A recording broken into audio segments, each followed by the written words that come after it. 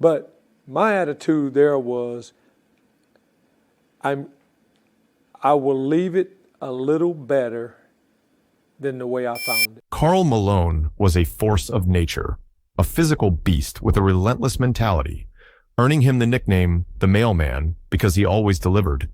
But being one of the most dominant power forwards of all time meant opposing players were obstacles he either had to crush or endure during his legendary career. This isn't your usual NBA beef. It's battles filled with sweat, elbows, and moments that defined careers. So, let's dive into the 6 players Karl Malone hated the most. Michael Jordan, the unstoppable basketball king. For Malone, MJ was less of a competitor and more of a nightmare. No player crushed Malone's title dreams like Jordan did, leading the Bulls to back-to-back championships over the Jazz in 1997 and 1998. Every time we thought we had them, he reminded us why he's the greatest, Malone admitted in a reflective interview years later. Malone and his Jazz squad were at their peak when they faced Jordan in the finals. But Jordan's ability to dominate in clutch moments, like his iconic Game 6 steal from Malone in 1998, followed by the shot over Brian Russell, cemented his rivalry with Utah's Golden Boy. Malone had spent that series battling Scottie Pippen and Rodman in the paint only for Jordan to swoop in and deliver the dagger when it mattered most. For Malone, losing wasn't just about stats. It was personal. You wanted to show him up, but he was always one step ahead. You'd hate the guy for it, honestly, and respect him at the same time, Malone told ESPN. It wasn't just the finals losses that bothered him. It was Jordan's sheer ability to control the game in every conceivable way. Even off the court, their rivalry flared during Jordan's MVP win in 1997, a year when many believed Malone deserved the award. It motivated me. It pissed me off. What can you say when the whole league is watching him over you? Malone recalled in frustration. While Malone never got his revenge, battling Jordan made him tougher, forcing him to elevate his own game night after night. For Malone, MJ wasn't just an opponent. He was the mountain that stood between him and greatness. So when I say the name Michael Jordan, what comes to mind?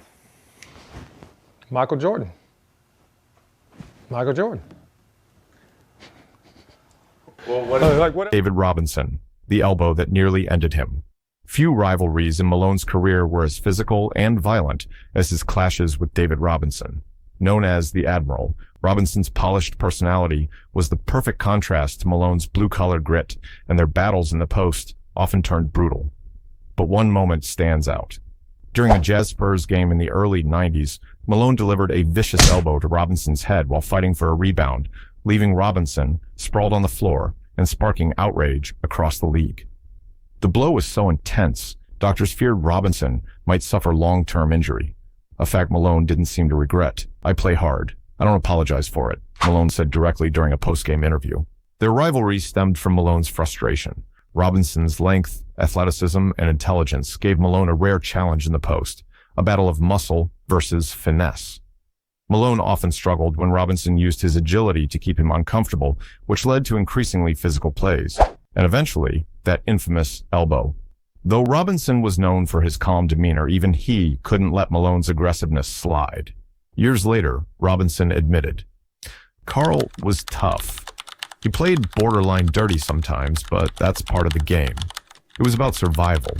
For Malone, going against Robinson felt like proving his worth as the league's most feared physical presence. Yet, their battles were less about basketball and more about pride. The pride of being the strongest man on the court. Kobe Bryant, the young gun who challenged him. Malone's relationship with Kobe during his brief stint with the Lakers was one of both admiration and tension. Malone joined the Lakers in 2003, chasing his elusive championship ring, but instead he found himself toe-to-toe with the relentless ambition of a young Kobe. During the season, Kobe's competitive nature often clashed with Malone's veteran wisdom. Kobe wanted to prove to everyone he was the leader, but I argued the game wasn't all about taking every shot. "We had Shaq for a reason," Malone said during a radio interview years later. Kobe wasn't always receptive to Malone's advice, trusting his own instincts as the Lakers' alpha dog. The tension boiled over during an infamous incident where Kobe accused Malone of making inappropriate remarks toward his wife, Vanessa Bryant. While Malone denied any ill intent, the drama caused irreparable damage to their relationship. "Kobe's my guy, but I'm not gonna lie, things got cold real quick after that," Malone revealed in an interview. Despite this off-court drama, Malone expressed admiration for Kobe's drive. He was hungry for greatness, No one could stop him, not even Shaq at times. You either respected it or you didn't. Malone admitted that playing alongside Kobe revealed a generational difference in their approaches to leadership and competitiveness. Kobe symbolized the new guard of the NBA, a fierce talent who put personal success above all else. And while Malone struggled to coexist with Kobe's intensity, he admired how the Black Mamba left everything on the floor. That kid had fire. You don't have to like him, but you can't ignore it. Shaquille O'Neal, the battle of the big men.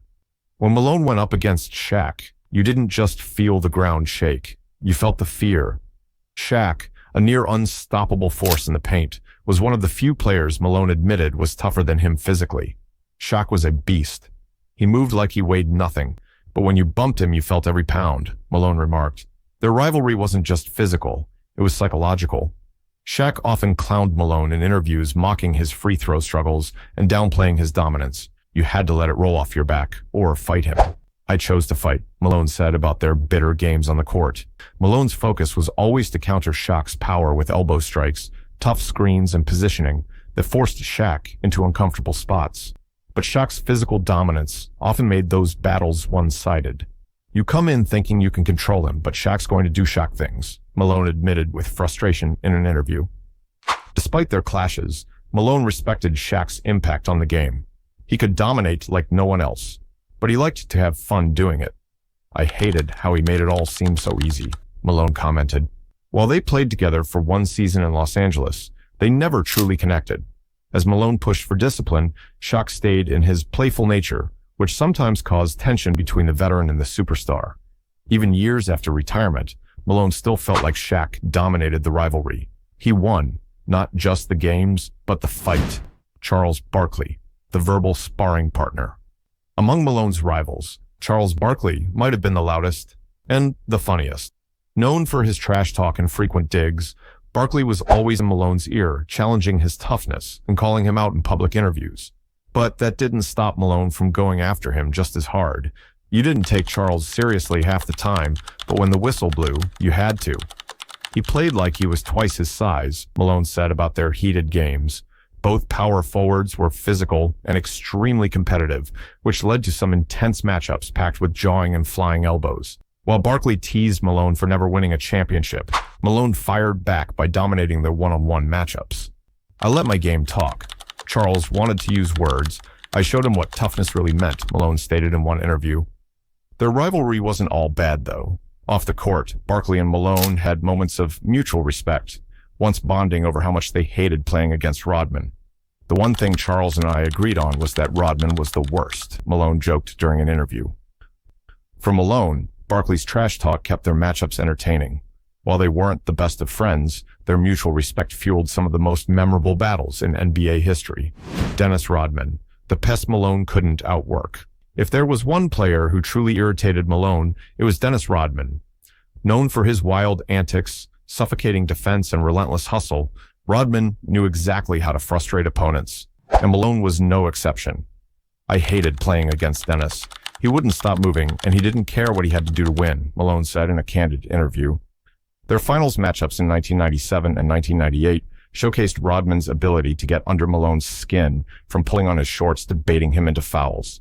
While Malone relied on physical dominance, Rodman countered with mind games. He wasn't just tough physically, he was insane mentally. You never knew what he'd do next, Malone recalled. Rodman's unpredictable nature and defensive prowess often forced Malone off his rhythm, leaving him annoyed and flustered. Off the court, Malone didn't hold back his opinions on Rodman. The guy's a clown, but he plays like his life depends on it. I hated him for it, but I respected it, Malone admitted during a radio appearance, and while Malone came away with plenty of wins over Rodman, he never fully figured out how to overcome Rodman's aggressive energy and chaos on the court. Malone's career was defined by the battles that tested his grit and mental toughness. For Malone, these rivalries weren't just games. They were moments that forged his unyielding drive and competitive edge. Every elbow, every clutch play against him only fueled his determination to dominate. Though Malone fell short of championship glory, the battles he endured solidified his place among basketball's fiercest warriors. Love them or hate them, they were a crucial part of the journey that made the mailman an NBA legend. Do you guys think Malone was the most hated player of all time? Let us know your thoughts in the comments. Don't forget to hit that subscribe button, and I'll see you in the next one.